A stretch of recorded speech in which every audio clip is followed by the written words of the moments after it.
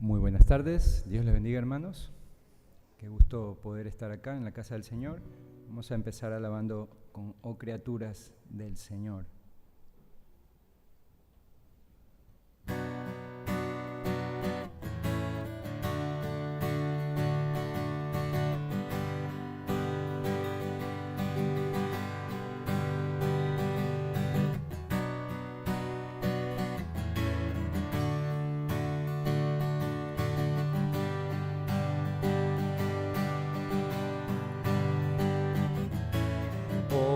Criaturas del Señor, cantad con melodiosa voz, alabadle, aleluya,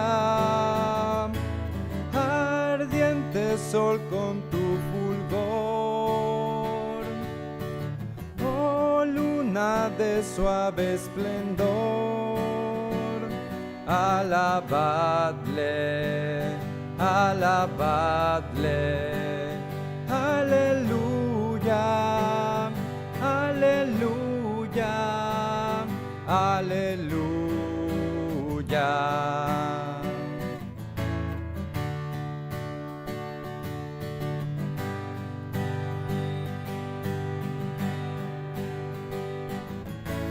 Viento veloz, potente alud, nubes en claro cielo azul, alabadle, aleluya, suave dorado amanecer, tu manto noche al extender. Alabadle, alabadle, aleluya, aleluya, aleluya.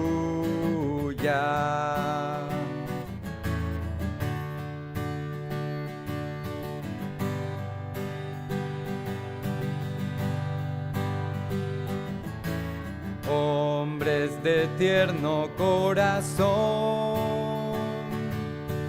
llenos de gracia y de perdón, alabadle, aleluya,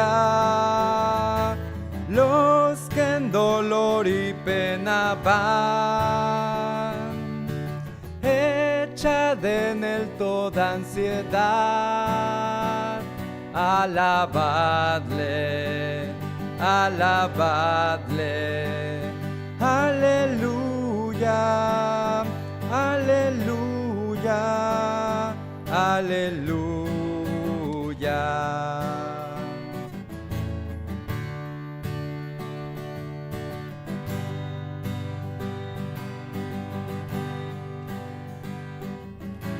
Cante la entera creación con con humildad de adoración, alabadle, aleluya, al Padre, al Hijo Redentor y al Eternal Consolador, alabadle, alabadle, aleluya, aleluya, aleluya.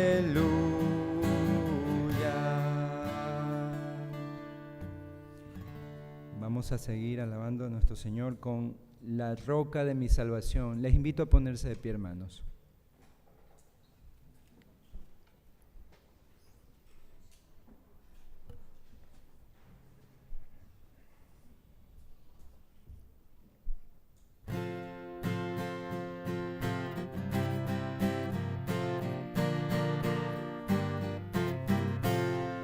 Segura mi esperanza está en la justicia de Jesús, y mis pecados expiará el sacrificio de su cruz. Jesús será mi protección, la roca de mi salvación, la roca de mi salvación. La tempestad jamás podrá su dulce faz de mí ocultar. Su luz gloriosa en mi alma está, en él confío sin cesar. Jesús será mi protección, la roca de mi salvación, la roca de mi salvación. En sus promesas confiaré en medio de la tentación. Ya salvo soy, en él hallé la roca de mi salvación. Jesús será mi protección, la roca de mi salvación, la roca de mi salvación. Cuando ante Dios y el juicio esté, confiado en Cristo me hallará, pues su justicia dándome sin mancha me presentará. Jesús será mi protección, la roca de mi salvación, la roca de mi salvación. Tomen asiento, hermanos.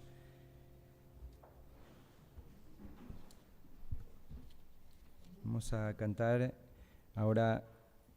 Todo lo que hacemos por el Señor es por su causa. Vamos a cantar por su causa.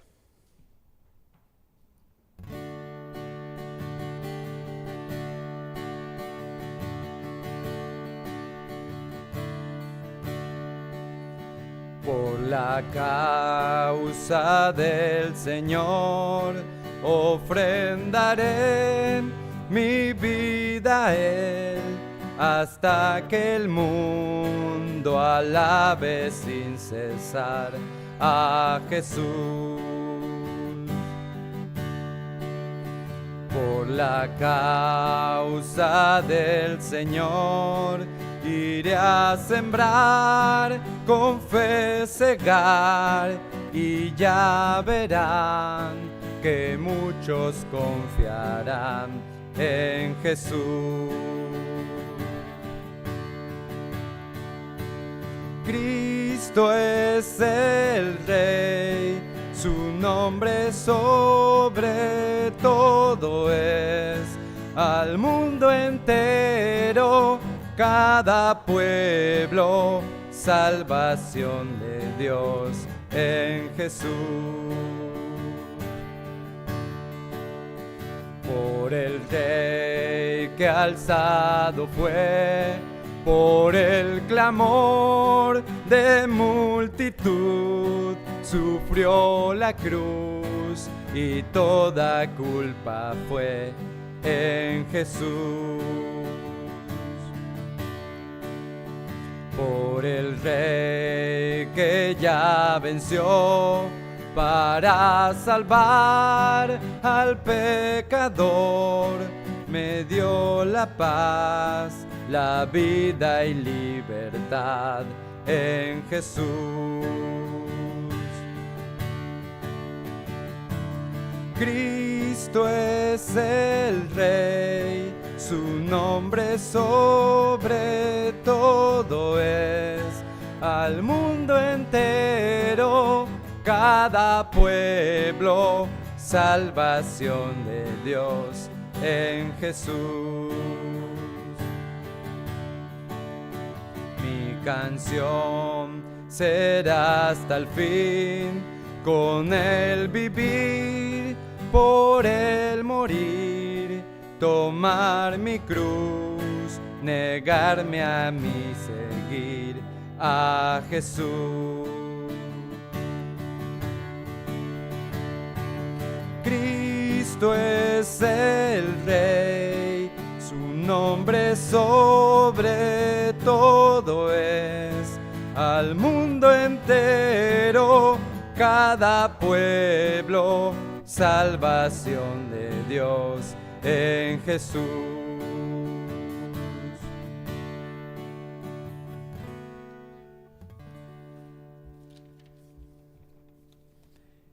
Bien, hermanos, Dios les bendiga. Bienvenidos a este nuevo servicio de la tarde para adorar a nuestro Señor, para ponernos a meditar una vez más en su palabra. Bueno, en la mañana no estuve, pero estuvieron celebrando la Santa Cena y ahora creo que vamos a seguir meditando en esta enseñanza, según lo que nos estaba explicando el pastor la semana pasada. Y les invito, hermanos, a que pongamos este tiempo en las manos del Señor. Les invito a orar. Padre Celestial, una vez más, muchísimas gracias, porque en este día tú nos has estado colmando de bendiciones, de cuidados, de fortaleza, de, Señor, un anhelo por tu verdad mayor, Señor, también un aborrecimiento mayor por el pecado, por la maldad, por cómo también vemos este mundo y nos ordenas a clamar por él, así como hemos estado alabando, Señor, en esta última alabanza por tu causa, y creo que en muchas alabanzas estamos pidiéndote, Señor, rogándote que tú salves a más personas, que nos hagas más sensibles, Señor, a tu voz y poder comunicar tu mensaje a este mundo que cada vez más está negándote, y sin embargo, Señor, tú también en medio de este aborrecimiento de tu verdad, Señor, tú estás salvando a más personas. Padre bendito, por la predicación de tu palabra.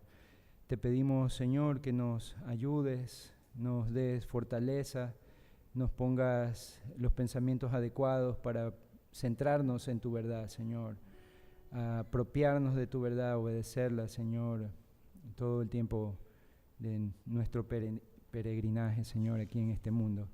Te pedimos estos favores en el nombre de Cristo Jesús. Amén.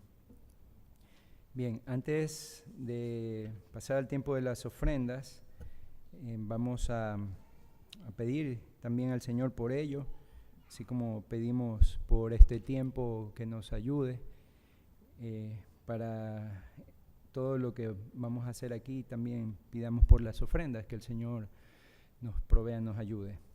Y de ahí vamos a cantar una última alabanza. Les invito a orar nuevamente, hermanos. Oh Señor, muchísimas gracias, Padre, otra vez, Señor.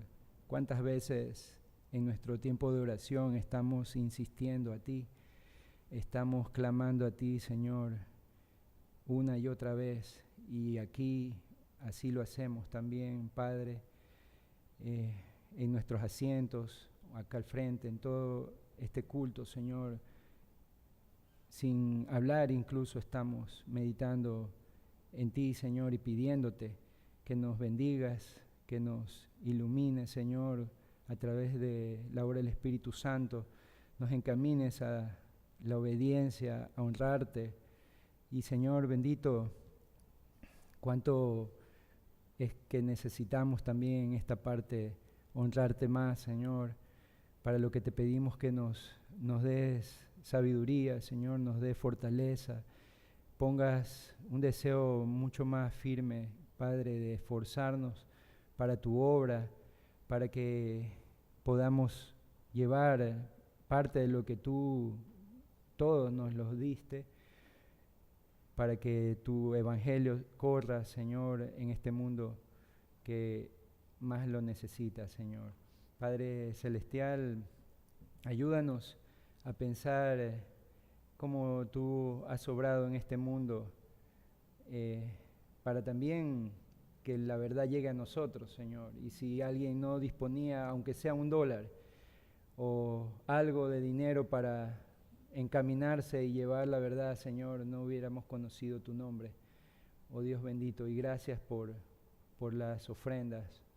Gracias por lo que nos das, Señor. Quítanos el egoísmo, quítanos la avaricia, Señor, y ayúdanos a fundamentarnos más en tu palabra, en obediencia a ella, porque tú nos pides que seamos esforzados y demos para tu obra, Señor, y para otras cosas, para bendecir a hermanos también necesitados, para sustentar nuestras familias. Oh Señor, muchísimas gracias por darnos esta verdad tuya. En Cristo Jesús, amén.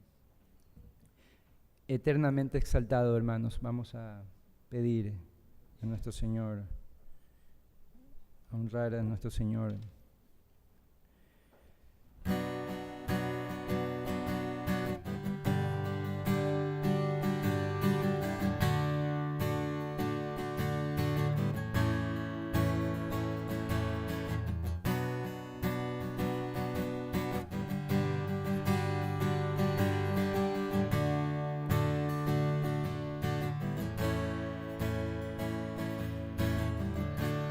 Desde su esplendor de gloria, Jesús al mundo descendió.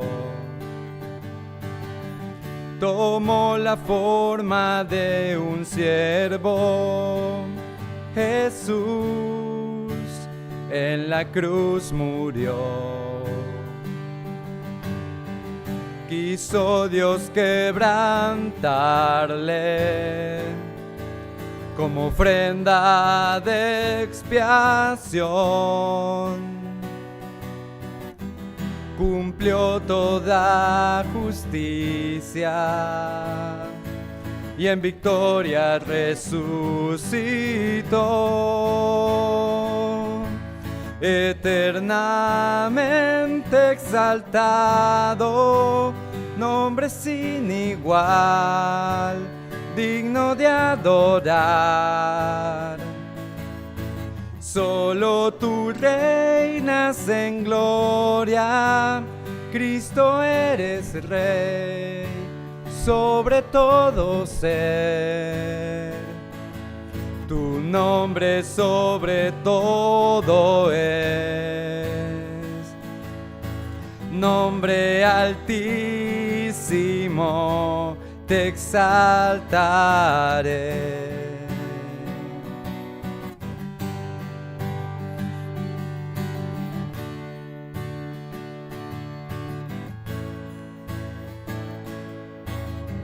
La tumba ya está vacía, Jesús, Cordero que venció. El cielo a una voz le adora, Jesús, el Padre lo exaltó. A Él sea el dominio, la honra y la majestad, sabiduría y gloria por toda la eternidad, eternamente exaltado, nombre sin igual, digno de adorar. Solo tú reinas en gloria, Cristo eres Rey, sobre todo ser. Tu nombre sobre todo es, nombre altísimo, te exaltaré.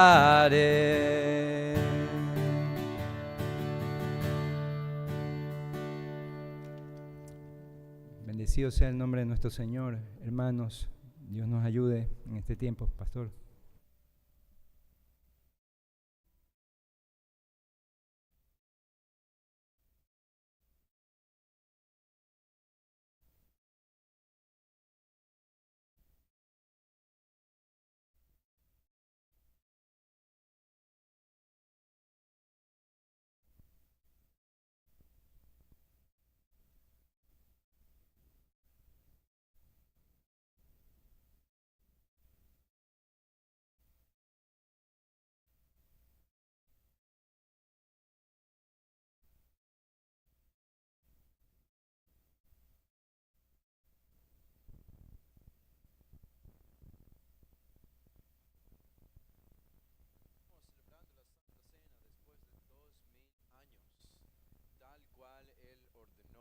Asombroso, no sé si ustedes han pensado en eso, pero es increíble. Y de nuevo es una prueba de la autoridad con la que habló Jesús. Ahora ustedes ya conocen el contexto de este pasaje. En Lucas 22 está Jesús allí y era la fiesta de la Pascua, comenzaba la fiesta de los panes sin levadura. Era el día jueves y el día jueves en la tarde se debía comer la Pascua, la cena pascual, el cordero que ya había sido llevado a ser sacrificado en el templo, y después de ser sacrificado regresaban todos los judíos en familia o amigos, se reunían en una casa en la ciudad de Jerusalén siempre para celebrar esta importante cena que tenía todas sus partes y acciones de gracias, canciones de himnos de Hillel, de Salmo 103 al 118, 4 copas de vino diferentes tomaban en diferentes momentos, el pan de levadura, las hierbas amargas con frutos y nueces y todos estos elementos que existían allí que tenían una señalización que apuntaba a algo en el tiempo del Éxodo, por lo que Dios había hecho liberando y redimiendo al pueblo de Israel en el Antiguo Testamento. Y lo que veíamos es como el Señor Jesús usa esta celebración de la Pascua. Y aunque comenzó y esta celebración habría comenzado como cualquier otra, a lo largo de los siglos que los israelitas habían estado celebrando esto en el Antiguo Testamento, sin embargo esta celebración, esta cena particularmente pascual que Jesús estaba celebrando con sus discípulos, iba a ser diferente. Y vimos esto, recuerden que el líder en cada casa debía expresar un agradecimiento al Señor primero por el pan sin levadura que tenían allí preparado. Y también debía expresar unas gracias al Señor por la copa de vino que tenían allí. Ahora, cuando Jesús comienza a participar con sus discípulos y parte el pan y también la copa, después de esto vemos en los versículos 19 y 20. Esta copa que aparece en el versículo 20 habría sido la tercera copa de la cena pascual, y esta es la que utilizó Jesús para instituir algo nuevo. Y antes de distribuirlo a los asistentes, allí estaba Jesús, y Jesús quizá en ese momento algunos piensan que no, pero es lo más probable que sí, él habría articulado la bendición tradicional que en todos los hogares y casas judías habrían pronunciado, especialmente el que lideraba esa reunión.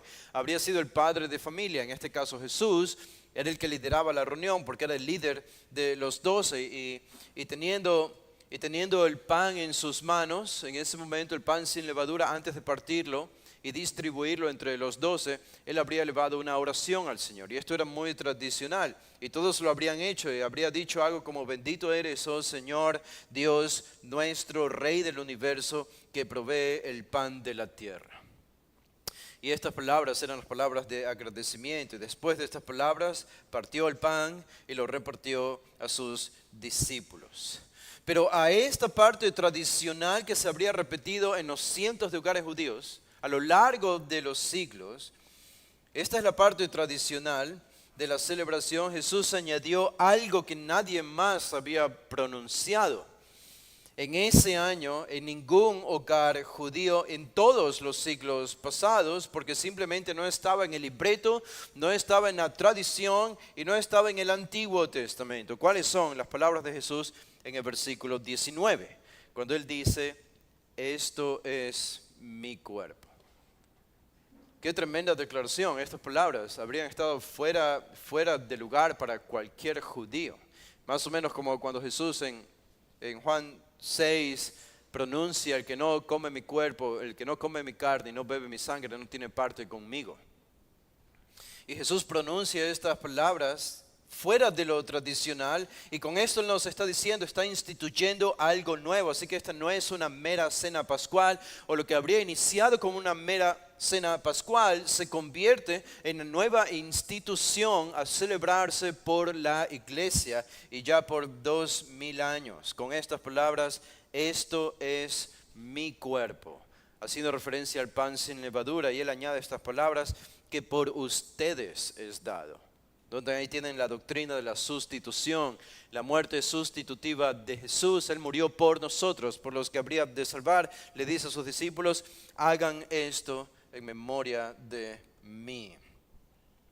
¿Qué significa esto? Que Jesús cambió la cena que Él y sus discípulos comían a ser de un recordatorio, lo que habría sido normalmente un recordatorio de la pronta y rápida salida de Israel de Egipto, y con los milagros que el Señor hizo, y con el sacrificio del cordero y la sangre en los dinteles para que los primogénitos no mueran. Y Jesús transforma esta celebración a una anticipación de su propia muerte sacrificial en la cruz por los pecados de sus discípulos. Y asimismo, cuando Jesús tomó la copa en esa misma tarde, habría sido la tercera copa, en el versículo 20, Él dio gracias y habría pronunciado las palabras tradicionales, es lo más probable. Pero a esta acción tradicional, de nuevo Jesús añade una declaración sorprendente en el versículo 20 y dice: esta copa es el nuevo pacto en mi sangre, que por vosotros se derrama. Y al pronunciar estas palabras, al hacerlo, Jesús señala el fin del pacto mosaico. Jesús señala el fin del antiguo pacto. Con estas palabras instituye, al menos parcialmente, y ya voy a explicar por qué parcialmente, pero instituye parcialmente lo que se prometía en el Antiguo Testamento, que es el cumplimiento del nuevo pacto. El antiguo pacto, ustedes se acuerdan, fue instituido con sangre, la sangre de los sacrificios. Eran chorros y chorros y chorros de sangre en el Antiguo Testamento, y especialmente cuando Dios le ordena a Moisés instituir por primera vez, estando allí en el Sinaí, el antiguo pacto.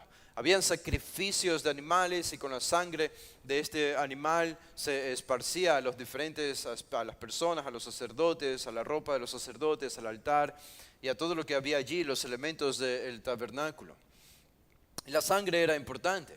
Y ahora Jesús está tomando esta imagen y esta misma señal, y Él está apropiándose de esto, y Él está diciendo: mi sangre, es mi sangre que por vosotros se derrama. Este es el nuevo pacto.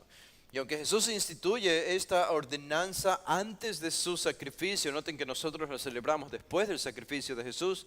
Esta habría sido la única vez en que se celebra una Santa Cena antes del sacrificio de Jesús. Habría sido la única vez, es algo histórico, es algo excepcional, pero Jesús lo hizo en forma anticipatoria. Aún así, Él proveyó esta expresión tangible y vívida de su sacrificio en la última cena, con una copa de vino y con parte del pan.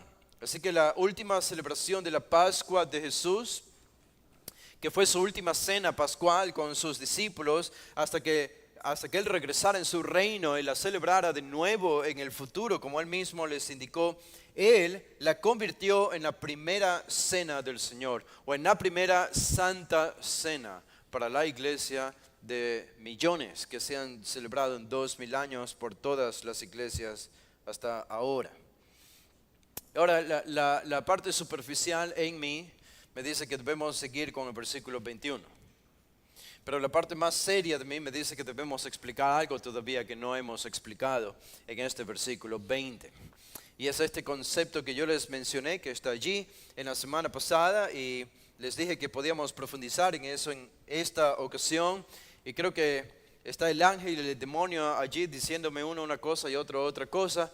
Por un lado, las anécdotas, ilustraciones y seguir con el pasaje sería más ameno para ustedes. Pero por otro lado, profundizar un poco a modo de introducción en este concepto sería más útil y necesario para ustedes. Así que ya adivinaron qué es lo que vamos a hacer, lo que es más necesario para ustedes, no necesariamente lo que es más apetecible. Y es este concepto del nuevo pacto. ¿Cuántos han escuchado acerca de este concepto del nuevo pacto? A veces uno puede asombrarse los años que uno ha estado dentro del cristianismo y lo poco que conocemos de algunos conceptos bíblicos, teológicos que son tan importantes en la Escritura. Digo, somos parte del nuevo pacto, vivimos en el nuevo pacto y algunos pueden ser que no sepan porque nunca se les ha enseñado qué es el nuevo pacto. Jesús pronuncia estas palabras, Él dice, esta copa es el nuevo pacto en mi sangre. ¿Qué es el nuevo pacto? Bueno, nuevo es obviamente en contraste o en oposición a viejo o antiguo.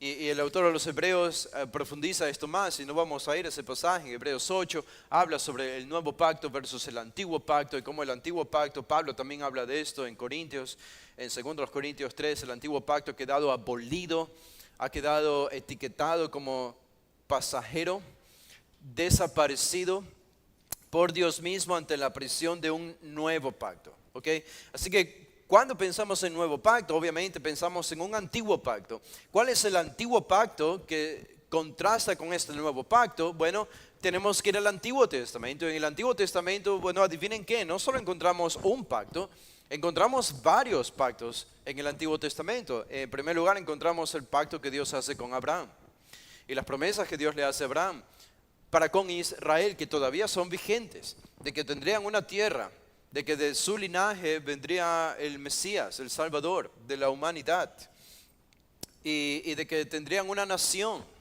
Estas son las promesas abrámicas que todavía esperan por cumplimiento en el futuro. ¿Okay? Ese es un pacto, el pacto abrámico. Pero hay otro pacto que lo encontramos al seguir leyendo cronológicamente el Antiguo Testamento. Encontramos que Dios hace un pacto con Moisés, con el pueblo de Israel. Y eso se le llama el pacto mosaico.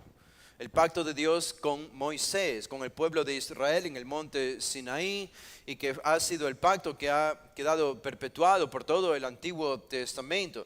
Y este pacto consistía en leyes que los israelitas debían obedecer y seguir para demostrar que Dios era su Dios. Este pacto no daba la salvación, este pacto no ofrecía en sí mismo, no prometía el perdón de pecados, aunque contenía en sus leyes el método y formas para recibir el perdón de pecados, pero no consistía en sí mismo en el perdón de pecados. Eran las leyes de Moisés, las leyes de Dios, para que su pueblo muestre que era el pueblo de Dios. Y si ustedes siguen leyendo el Antiguo Testamento, encontramos otro pacto allí. Cuando aparece David, el rey, Dios hace un pacto con David. Este sería el tercer pacto. Para simplificarlo lo podemos poner de esa manera. El tercer pacto es el pacto davídico. ¿Y en qué consiste este tercer pacto? Bueno, Dios le promete a David que de Israel y de su linaje, del linaje de David, levantaría a un rey en Israel que no reinaría solo desde el cielo, sino que reinaría sobre Israel desde la tierra, sentado en un trono de la tierra en Jerusalén sobre todas las naciones, y gobernaría no solo espiritualmente sobre los corazones de su pueblo y de todas las naciones, sino políticamente.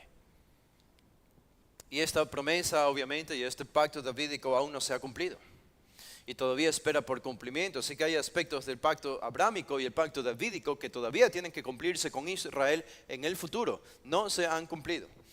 Y estos son para ponerlo de forma simple, 3 pactos que aparecen en el Antiguo Testamento.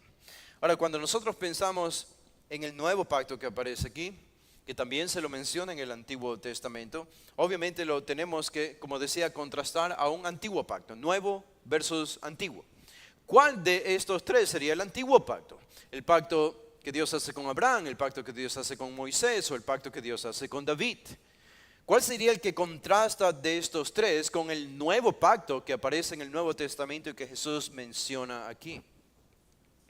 Bueno, no es muy difícil saber esto.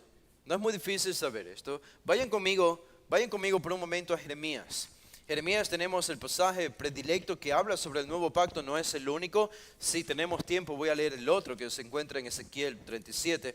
Pero en Jeremías el capítulo 30, solo para darles este contexto, en el capítulo de los capítulos anteriores hasta el 29 han sido malas noticias para Israel. ¿Se acuerdan la ocasión? Aquí Israel ha sido llevado cautivo a Babilonia. Dicho de forma más específica, Judá ha sido llevada a Babilonia. El norte, Israel, ya ha sido llevado años antes, siglos antes por los asirios y han desaparecido. Y aquí están ahora los israelitas, los judíos están en Babilonia sufriendo, son esclavos, tienen un yugo sobre sus cuellos, hay miseria entre ellos, hay tristeza, hay depresión, no tienen nación, no tienen tierra, están despojados de todo y hay tristeza, hay temor en los judíos. Y llega el capítulo 30 de Jeremías pintando un cuadro diferente, es el cuadro de la esperanza. El cuadro de la esperanza, de hecho los capítulos 30 al capítulo 33 más o menos, se habla de que estos capítulos son los capítulos de esperanza, son un himno de esperanza que encontramos en todo el libro de Jeremías. Y estos son los capítulos donde más aparecen referencias a un futuro Mesías. Y noten el capítulo 30, comenzamos a saborear esto. Dice en el versículo 1 al 3, palabra de Jehová, versículo 1, 31. Palabra de Jehová que vino a Jeremías diciendo, así habló Jehová, Dios de Israel, diciendo, escríbete en un libro todas las palabras que te he hablado. Porque aquí que vienen días, dice Jehová, en que haré volver a los cautivos de mi pueblo Israel y Judá. Ha dicho Jehová, y los traeré a la tierra que di a sus padres y la disfrutarán. Ya comienza con la promesa de un retorno. Ellos están en Babilonia y obviamente, naturalmente, nosotros leyendo esto pensamos que este debe ser una referencia a que Dios va a liberarlos de Babilonia y van a regresar a su tierra. Y ocurrió, y lo vemos con Esdras y Nehemías. Pero es claro que el capítulo 30 va a hacer referencia no solamente a ese evento, sino a un futuro evento incluso más importante, a un retorno más importante. Y aquí vemos cómo Dios promete que va a liberar a su pueblo en este versículo 3. Dios va a liberar a su pueblo, así que no todos son malas noticias. Y noten en versículos 4 al 6 hay un recordatorio del pasado, lo que habría sido el presente para los judíos en ese momento de tristeza. Era una condición de vida miserable porque eran cautivos. Dice versículo 4, estas pues son las palabras que habló Jehová acerca de Israel y de Judá. Porque así ha dicho Jehová, hemos oído voz de temblor, de espanto y no de paz. Estas eran las palabras de Dios reflejando las palabras de los israelitas en Babilonia. O recordando el día de guerra, de batalla, cuando fueron asediados por Nabucodonosor, rey de Babilonia.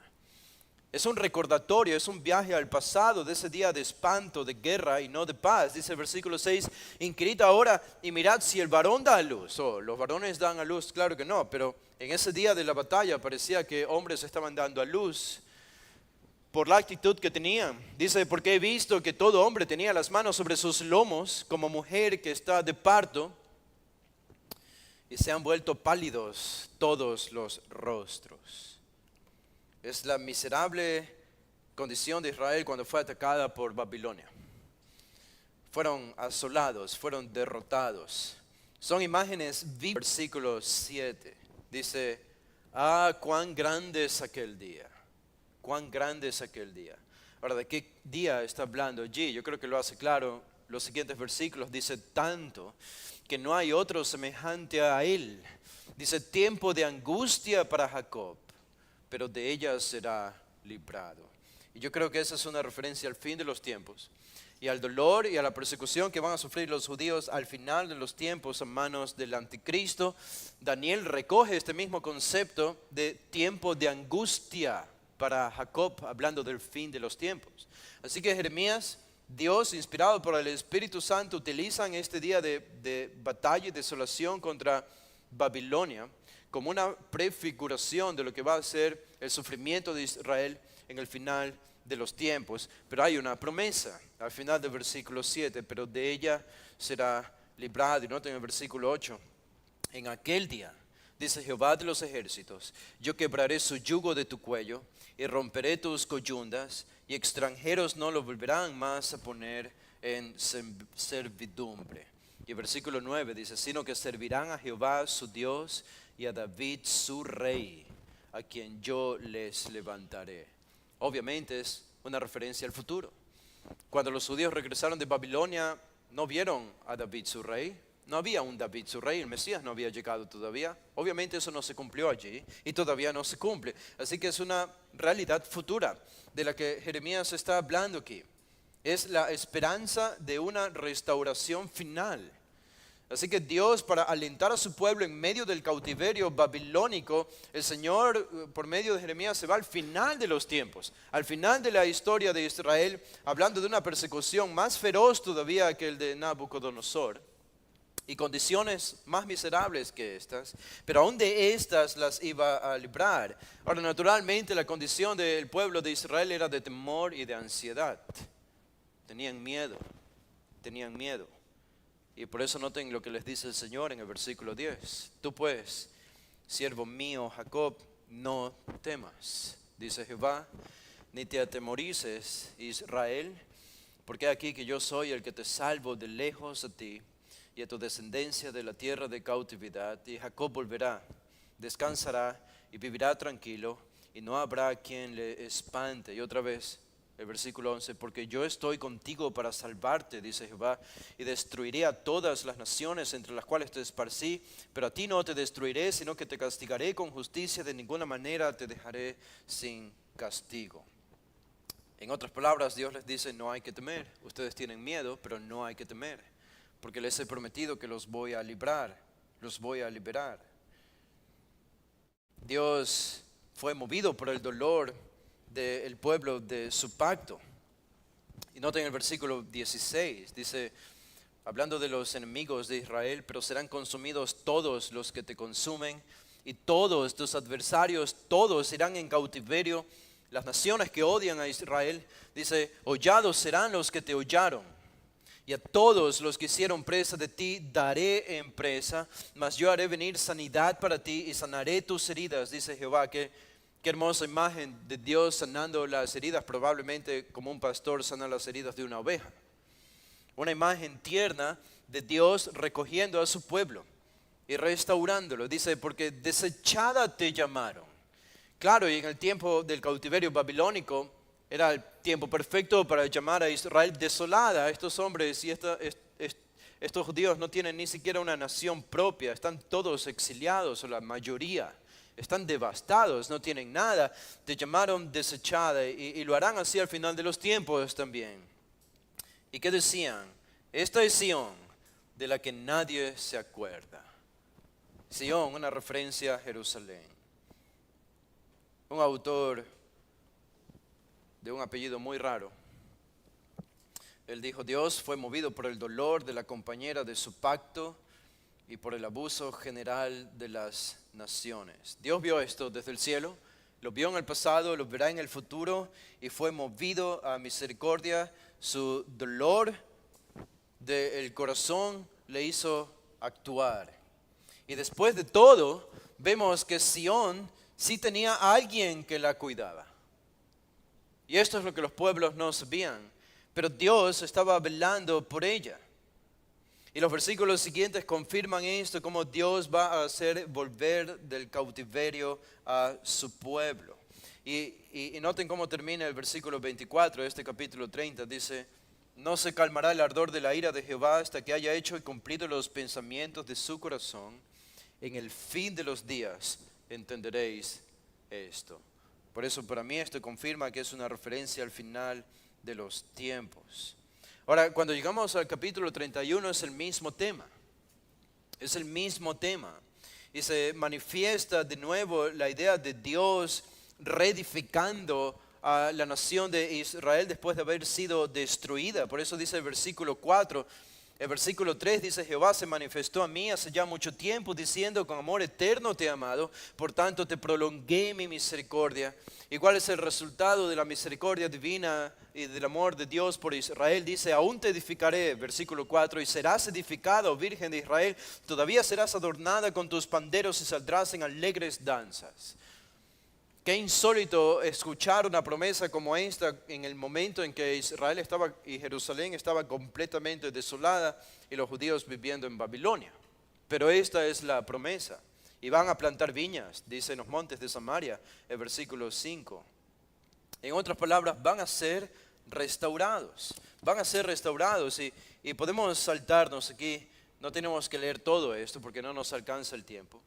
Pero podemos saltarnos al versículo 27, y en el versículo 27 se acerca el cumplimiento de la promesa del nuevo pacto. Es en este contexto de la restauración de Israel, el regreso del cautiverio de Israel al final de los tiempos. Dice el versículo 27, aquí vienen días, dice Jehová, en que sembraré la casa de Israel y la casa de Judá de simiente de hombre y de simiente de animal. Así como tuve cuidado de ellos para arrancar y derribar y trastornar y perder y afligir, tendré cuidado de ellos para edificar y plantar, dice Jehová. En otras palabras, van a ser plantados de nuevo, van a ser edificados, van a construir sus hogares, sus edificios. La nación será restaurada como tal. Y lo importante es, noten el versículo 31, esta es la promesa del nuevo pacto. Dice que aquí vienen días, dice Jehová, en los cuales haré nuevo pacto con la casa de Israel y con la casa de Judá. No solo con la casa de Judá, también con la casa de Israel, el pueblo unificado. Haré nuevo pacto. Ahora, cuando el Señor dice esto por medio de Jeremías, de nuevo estamos pensando, ok, este es el nuevo pacto. Entonces ya han pasado los 3 pactos que hemos mencionado en el Antiguo Testamento, el pacto abrámico, mosaico y davídico. Son algo pasado. Cuando aquí el Señor dice, haré nuevo pacto con la casa de Israel y con la casa de Judá, ¿a qué otro pacto lo está contrastando? ¿A cuál de los 3 que hemos mencionado que aparecen en el Antiguo Testamento? Bueno, noten el versículo 32, dice, no como el pacto, este es el contraste, no como el pacto que hice con sus padres el día que tomé su mano para sacarlos de la tierra de Egipto. ¿Qué pacto es este? El pacto mosaico. El pacto mosaico es el pacto que se celebró cuando ellos fueron liberados de Egipto. Dice, ¿por qué? ¿Por qué no será un pacto como ese pacto? Bueno, porque ellos invalidaron mi pacto, dice el versículo 32. ¿Cómo lo invalidaron? Con pecados, con apostasía, se volvieron a los ídolos, desobedecieron al Señor, el Señor los perdonaba, volvían a apostatar, volvían a pecar y se alejaban del Señor, a los ídolos, a Baal, terminaron quemando a sus propios hijos, adorando a Baal y a las naciones paganas. Y Dios había hecho un pacto, el pacto mosaico con ellos.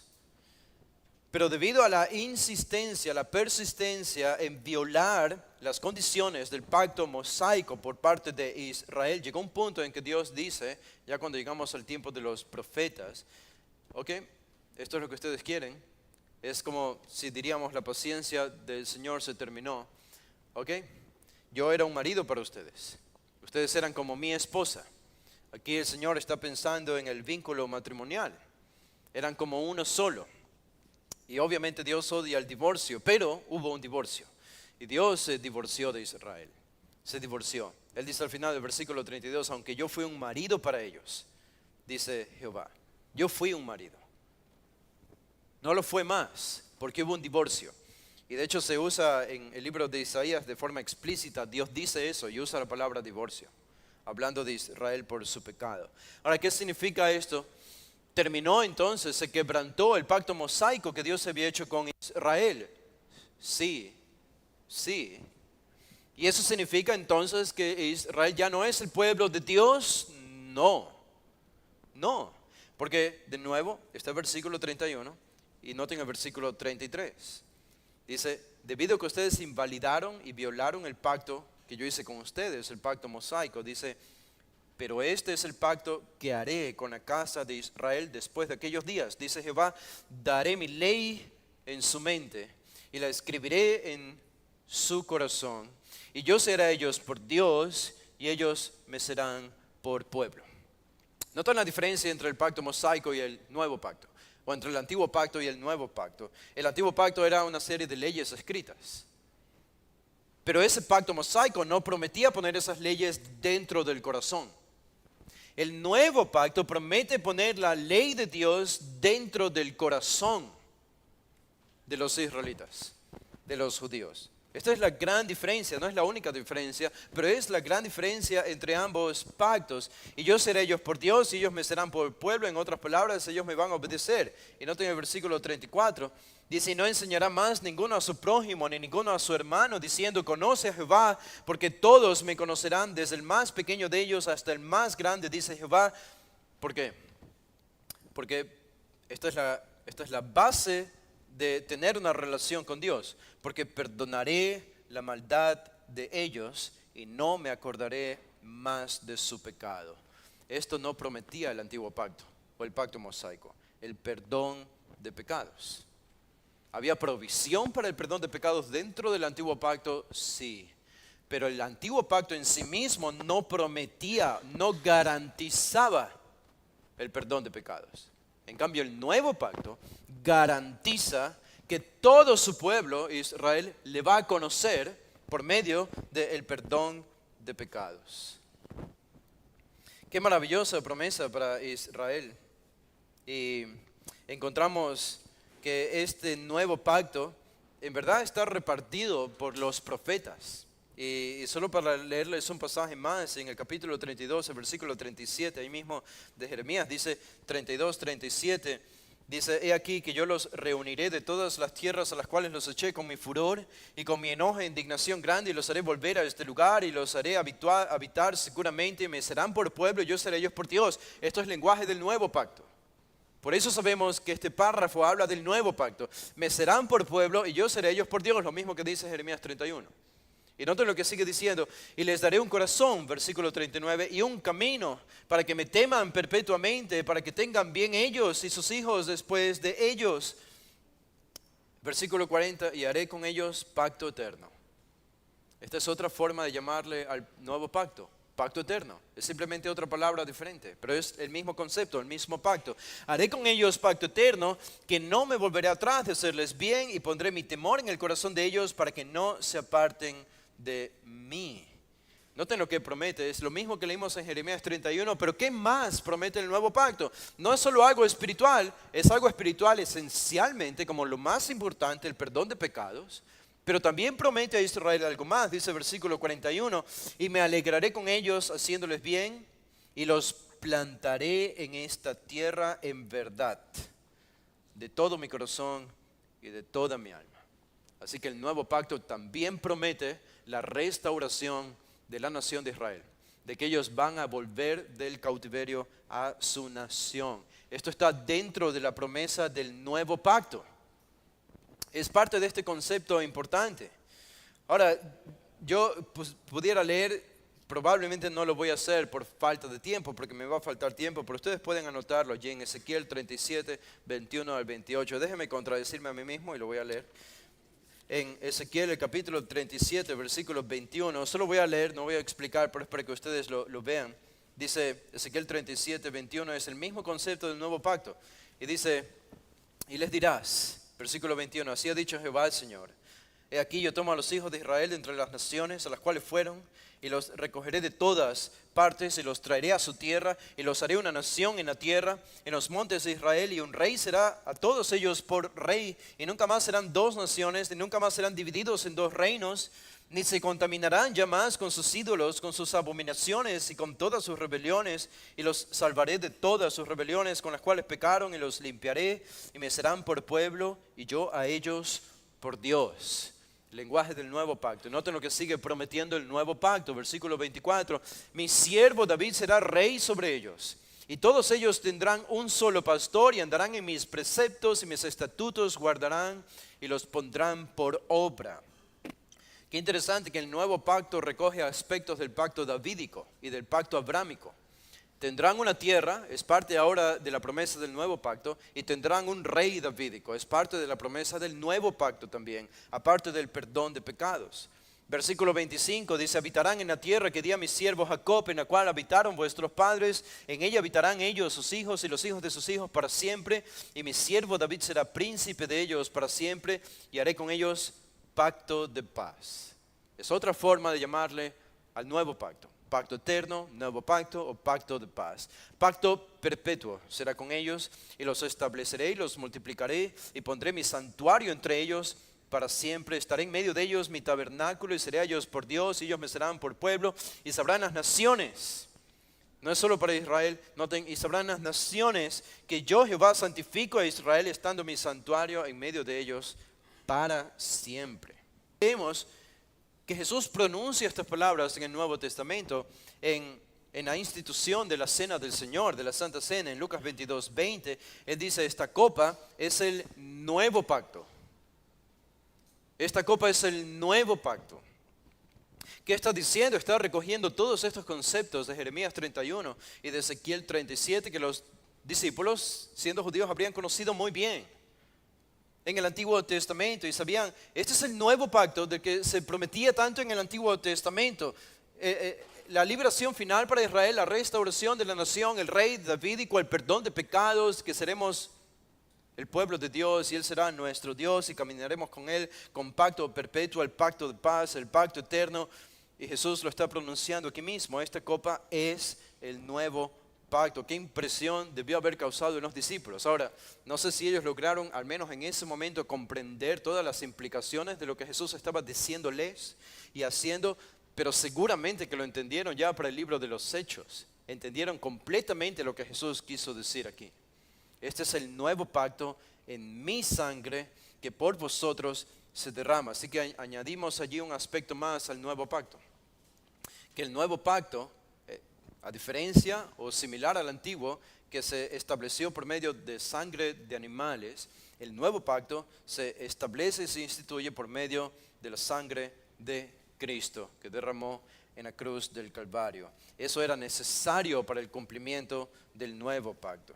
Así que es claro que el nuevo pacto es un pacto que se hace con Israel, ¿se dan cuenta? Porque aparece en el Antiguo Testamento, con Israel.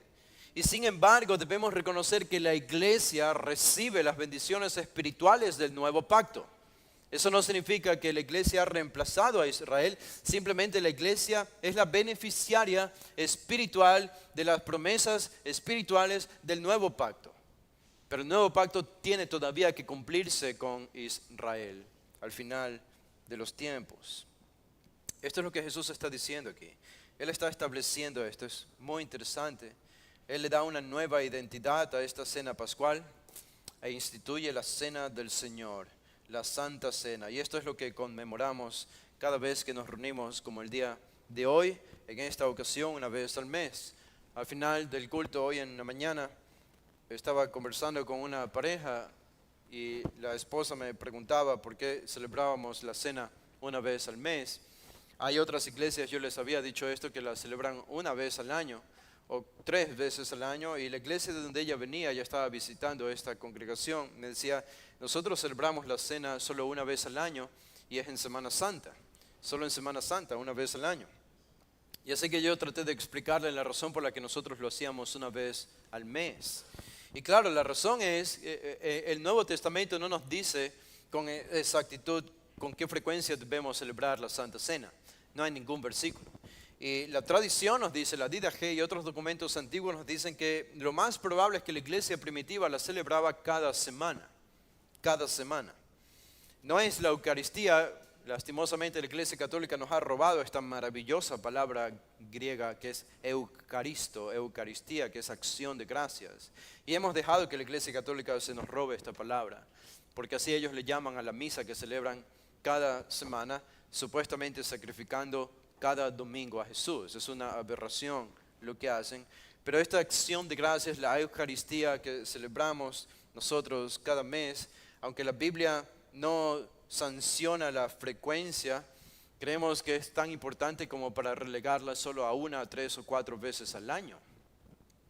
Jesús simplemente dijo, hagan esto en memoria de mí. La pregunta es, ¿cuántas veces queremos recordar de forma especial el gran sacrificio de nuestro Salvador por nosotros? ¿Una vez al año? No me parece que eso sea adecuado. Y parece que al menos la mayoría de las iglesias, creo, han concluido que lo mejor es para que no deje de ser algo especial, pero tampoco como para olvidarlo, una vez al mes ha sido la frecuencia decidida por la mayoría de las iglesias.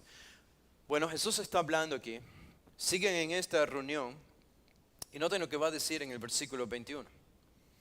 Acaba de establecer la institución de la cena del Señor y no podemos profundizar más todavía en la Santa Cena, lo podríamos hacer, pero 1 Corintios 11 es el pasaje predilecto al que hay que ir para entender más sobre la Santa Cena.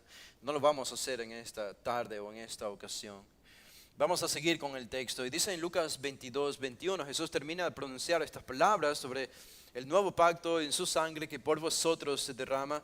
Y de forma inmediata pasa a un asunto muy, muy negativo que parece que estaría fuera de lugar. Celebrando algo importante como conmemorando por anticipado su muerte, su propia muerte. Dice en el verso 21 con un adversativo fuerte, sin embargo, pero, algo muy fuerte, dice, he aquí, la mano del que me entrega está conmigo en la mesa. La mano del que me entrega está conmigo en la mesa. Y este es el anuncio de Jesús de quién le iba a entregar. Jesús aquí delata que uno de ellos iba a ser quien le traicionaría. Y Jesús literalmente dice, la mano del que me entrega está conmigo en la mesa. No dice el hombre que me entrega, la persona que me entrega o el discípulo que me entrega, sino la mano. Obviamente es una figura literaria, se llama sinécdoque, la parte por el todo. Él hace referencia a una parte del cuerpo humano, pero obviamente haciendo referencia a toda la persona. Ustedes entienden eso. Y literalmente la mano de cada discípulo habría estado sobre la mesa, recuerden, porque estaban reclinados con un brazo hacia un lado, todos, y tenían solo un brazo y una mano libre para participar de la mesa, del vino, del pan, del cordero, todo lo que estaban comiendo, para conversar y hacer los gestos que hacían con su mano. Así que literalmente la mano del que le entregaba estaba con él a la mesa. Esto nos indica que el traicionero, el que le iba a traicionar, estaba en pleno proceso de traicionarlo. Sabemos que Satanás ya había puesto esta idea en el corazón, en la conciencia y en la mente de Judas. Y Jesús le da esta característica, el que me entrega, así lo podemos llamar. Por eso lo conocemos a Judas hoy como el que traicionó a Jesús, el que me entrega. Jesús le da esta característica a Judas. Está conmigo en la mesa. Ustedes pueden imaginar qué declaración, qué debieron haber pensado los discípulos cuando escucharon esta palabra. Esta declaración de Jesús, uno de ustedes, en otras palabras, es como si les hubiese dicho, uno de ustedes me va a traicionar. Y más adelante vemos cuál fue la reacción de los discípulos, pero vamos a esperar por eso en el versículo 23 y en otros pasajes. Pero creo que es importante pensar solamente por un par de minutos, ¿por qué era importante para Jesús revelar cuál era el traidor? Digo, no reveló su identidad aquí. Obviamente no reveló su identidad, pero sí delató que era uno de los 12. Esto sí lo hizo seguro. Y esto es interesante porque nos dice que Jesús no tenía la intención de revelar la identidad específica de Judas. Y sabemos que no tenía esa intención. ¿Por qué? Porque si lo hubiese tenido, lo hubiese hecho. Lo hubiese hecho. Hubiese dicho en ese momento, Judas, tú me vas a traicionar. Pero no dijo eso Jesús. Jesús habla en tercera persona, no en segunda persona. En tercera persona, la mano del que me entrega está conmigo en la mesa. Es decir, alguien que está aquí en esta reunión me va a traicionar. Él no quiso revelar específicamente la identidad de el que le traicionaría. Y esto nos hace pensar, ¿okay? ¿Por qué Jesús no quería hacerlo? Y nosotros encontramos en los evangelios, si Jesús no quería delatar su identidad, porque de otra manera lo habría hecho, ¿cuál era el propósito de decir esto? ¿Cuál era el propósito de decirle a los 12, uno de ustedes me va a entregar? Uno será el que me traicione.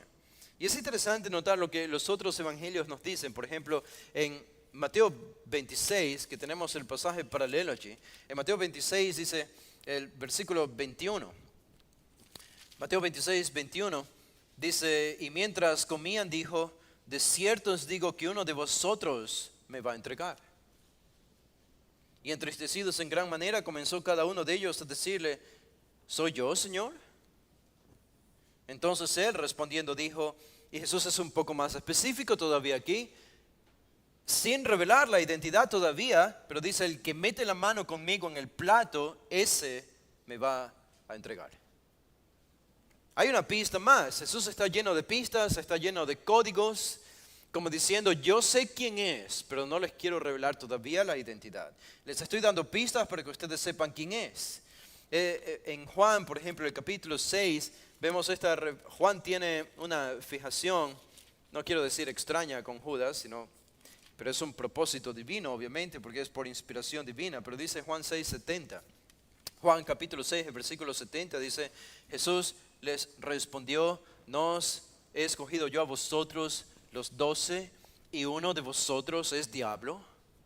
Y esto es mucho antes de la cena. Esto es mucho antes de ir al aposento alto.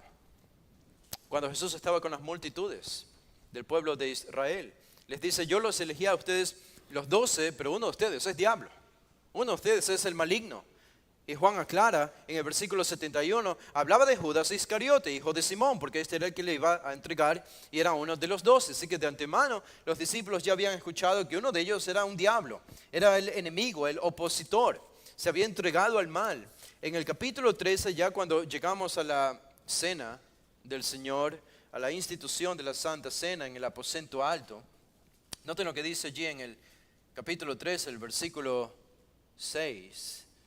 Versículo 6 de Juan, entonces vino a Simón Pedro y Pedro le dijo, Señor, cuando Jesús lavó sus pies, ¿tú me lavas los pies? Y respondió Jesús y le dijo, lo que yo hago, tú no lo comprendes ahora, mas lo entenderás después. Pedro le dijo, no me lavarás los pies jamás. Jesús le respondió, si no te lavares, no tendrás parte conmigo. Le dijo Simón Pedro, Señor, no solo mis pies, sino también las manos y la cabeza. Y Jesús le dijo, el que está lavado no necesita sino lavarse los pies, pues está todo limpio. Y vosotros limpios estáis, de nuevo, aunque no todos. Aunque no todos. Y otra vez Juan nos aclara, el versículo 11, porque sabía quién le iba a entregar. Por eso dijo, no estáis limpios todos. Otra vez vemos el mismo énfasis aquí. Y noten el versículo 21, más abajo, dice, habiendo dicho Jesús esto, se conmovió en espíritu y declaró y dijo, de cierto os digo, que uno de vosotros me va a entregar. Una de las pocas ocasiones en que vemos a Jesús con esta característica de conmovido en espíritu. Uno de ustedes me va a entregar. Y entonces los discípulos se miraban unos a otros, dudando de quién hablaba, y uno de sus discípulos, al cual Jesús amaba, estaba recostado al lado de Jesús, ¿se acuerdan? Que era Juan, y a este pues hizo señal a Simón Pedro, para que preguntase quién era aquel de quien hablaba, parecían dos niños. El versículo 25, él entonces, recostado cerca del pecho de Jesús, le dijo, Señor, ¿quién es? Ellos querían saber la identidad del que traicionaría a Jesús. Versículo 26, respondió Jesús, Judas. No delató su identidad de forma específica. ¿Qué dijo? A quien yo diera el pan mojado, aquel es. Jesús tiene la forma perfecta de responder este tipo de preguntas. Y mojando el pan lo dio a Judas Iscariote, hijo de Simón. ¿Habría sido esto suficiente para que todos sepan que era Judas? No. Dice el versículo 28, ninguno de los que estaban a la mesa entendió por qué él le dijo esto. Algunos pensaban, puesto que Judas tenía la bolsa, que Jesús decía, compra lo que necesitamos para la fiesta, o que diese algo a los pobres. Así que Jesús delató la identidad del traicionero, sí. Y Jesús delató la identidad del traicionero, no. Sí lo hizo, pero no lo hizo. No dio el nombre del traicionero, pero dio pistas de quién sería el que lo traicionaría. Y de nuevo, eso creo que hace que nosotros nos preguntemos, ¿no? ¿Por qué? ¿Cuál es el propósito por el cual Jesús habla de esta manera? Y yo creo que una opción es para hacer, en primer lugar, para garantizar a sus discípulos que Él sabía lo que estaba sucediendo y que Él estaba en perfecto control de lo que estaba sucediendo. Podemos pensar de forma lógica, ¿qué habría sucedido si la pregunta de Pedro hubiese sido respondida por Jesús? Es Judas, es Judas. ¿Se imaginan qué habrían hecho los 11 que estaban allí, que sí amaban al maestro cuando lo vieron a Judas? Si Jesús les decía, este es el que me va a traicionar.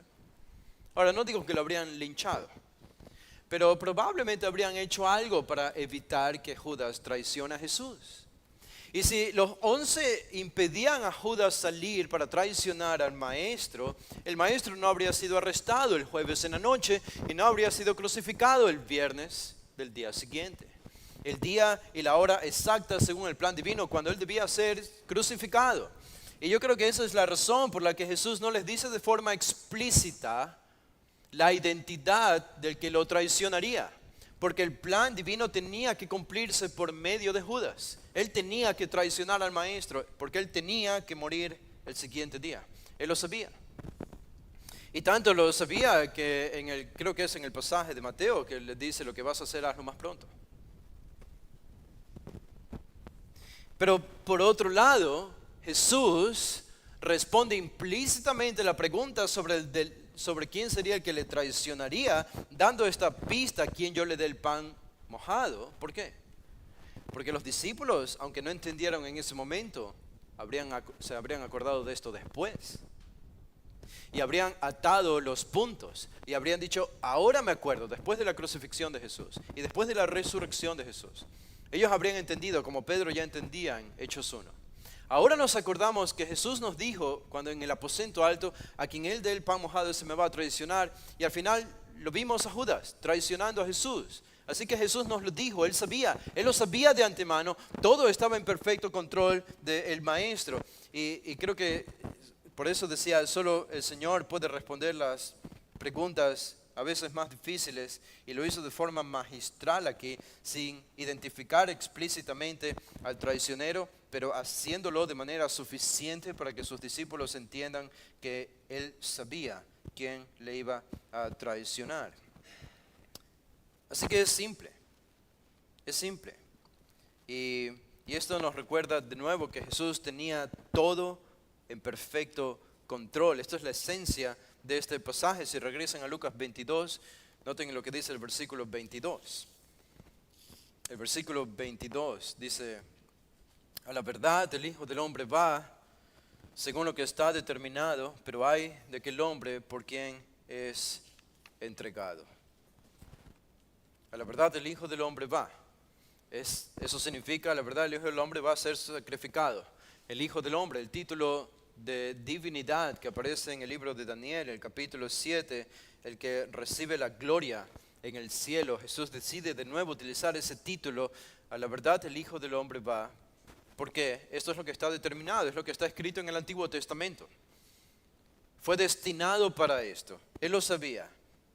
Como se dice con frecuencia, especialmente en la celebración de Navidad, sobre la cuna donde estaba el bebé Jesús, esa cuna estaba bajo la sombra de una cruz. Y él lo entendió muy bien temprano en su propia vida. Es lo que está determinado, que el Hijo del Hombre vaya a la muerte y al sufrimiento.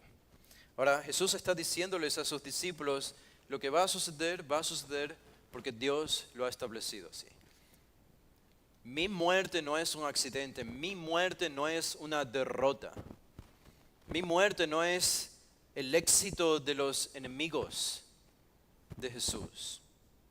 Es algo tan irónico, ¿verdad? Lo que aquí dice Jesús, revelando algo acerca del traidor de Judas, porque podríamos pensar, cuando pensamos en la muerte y el sufrimiento de Jesús, que es la esencia de todo este pasaje, en realidad es que pensamos que a Jesús lo mataron los hombres que él mismo creó y que él mismo sostenía cada segundo respirando, cada aliento de estos enemigos de Jesús que lo mataron era sostenido por el propio Maestro, por el propio Dios. Así que Jesús fue asesinado por los hombres que Él mismo creó y mantenía con vida.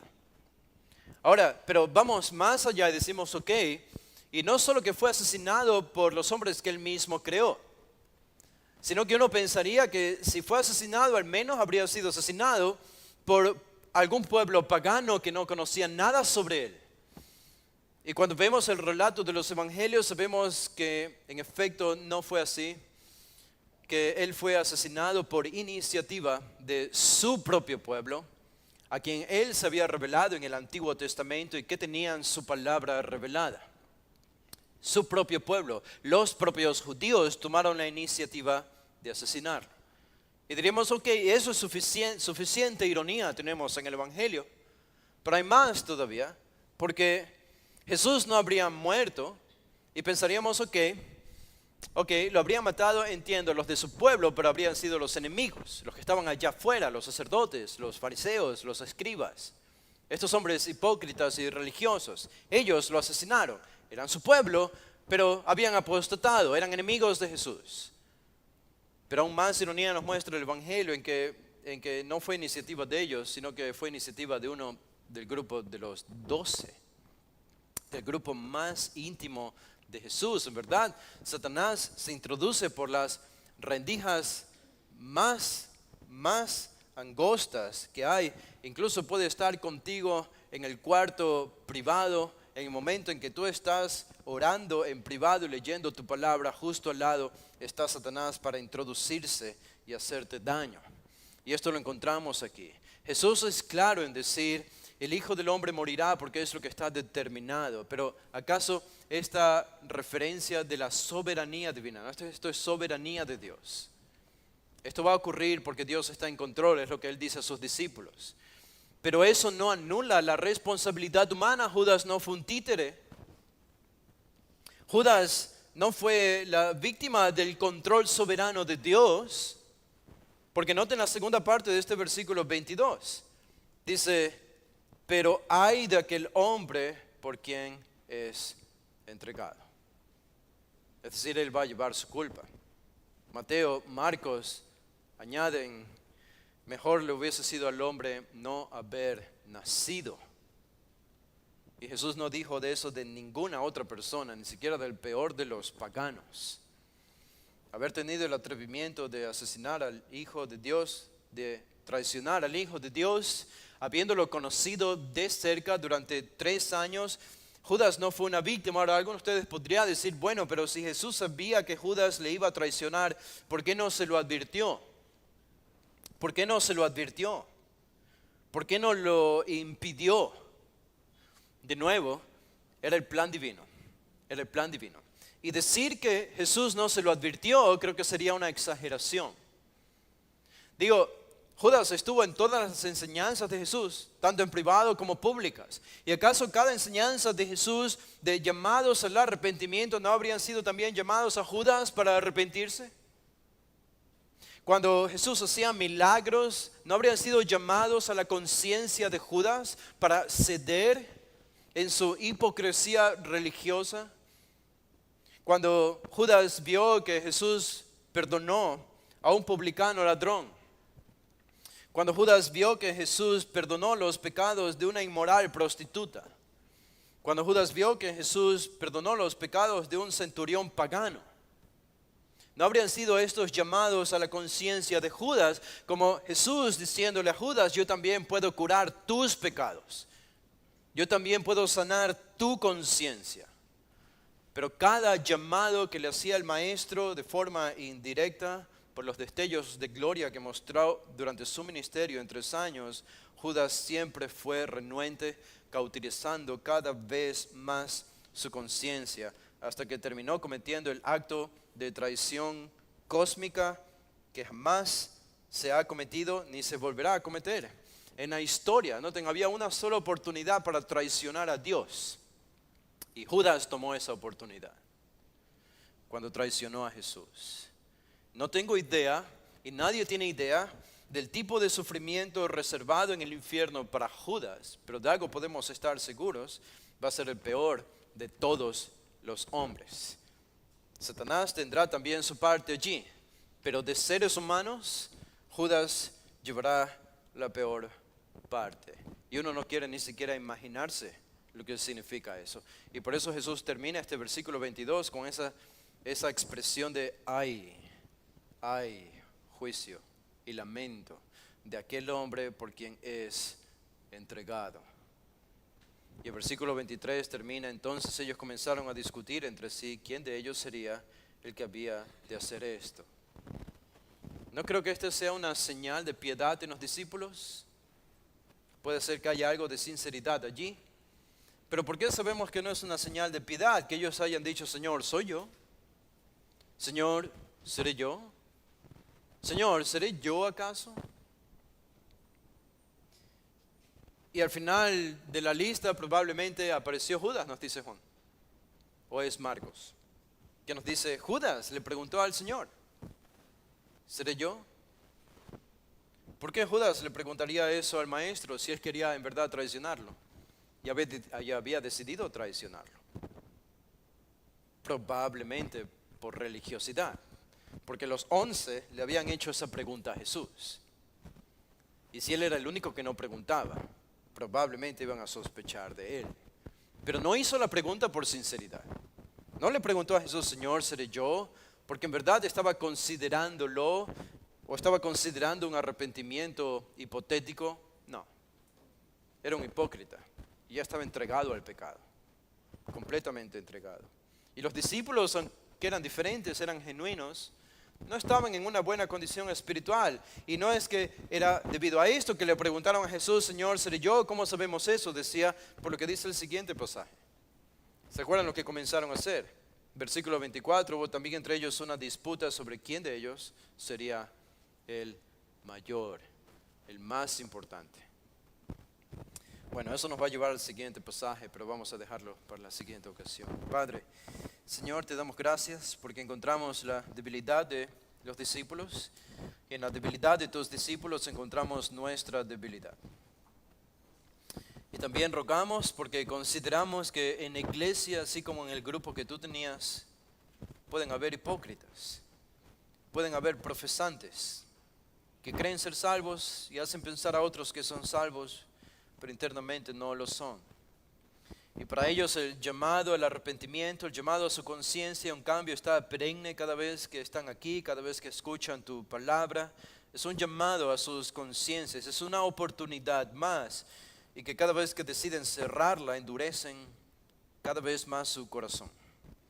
Hasta el punto de llegar al nivel de cometer apostasía, perder toda oportunidad para salvarse, para arrepentirse de sus pecados.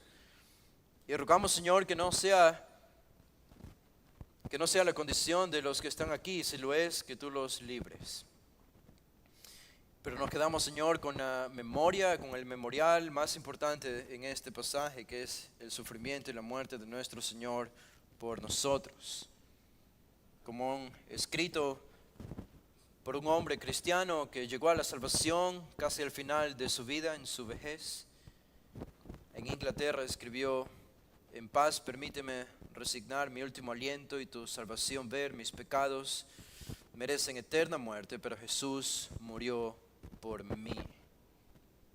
Y ver cómo este simple verso fue utilizado por ti para salvar a 2 personas en esa mansión donde este párrafo estaba colgado, que Jesús murió por mí.